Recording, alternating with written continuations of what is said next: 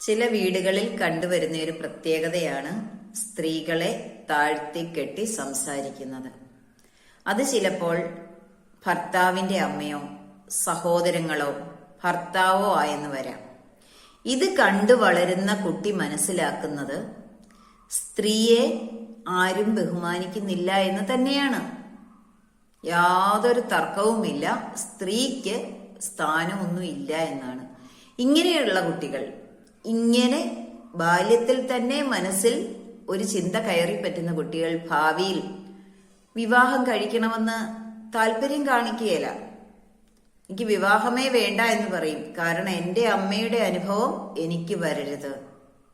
സത്യത്തില് വളരെ കുറച്ച് ദിവസങ്ങൾക്ക് വേണ്ടി ജീവിക്കാൻ ഇവിടെ വന്ന മനുഷ്യരാ നമ്മള്. നമ്മുടെ കുടുംബത്തിൽ എന്തിന് ഇങ്ങനെയൊരു വ്യത്യാസം കാണിക്കുന്നു സ്ത്രീകളോട്? അതിന്റെ ആവശ്യമില്ല.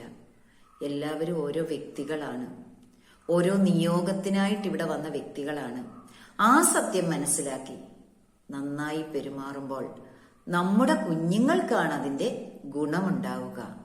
ആരും ആരിലും താഴെയല്ല, ആരും ആരിലും മുകളിലുമല്ല. എല്ലാം ഒരു ജീവശക്തിയുടെ പല ഭാഗങ്ങളാണ്. ആ സത്യം മാത്രം മനസ്സിലാക്കി ജീവിക്കുമ്പോൾ ഓരോ വ്യക്തികളുടെയും ജീവിതത്തിൽ ഒരുപാട് നന്മകൾ മാത്രമേ ഉണ്ടാവുള്ളൂ.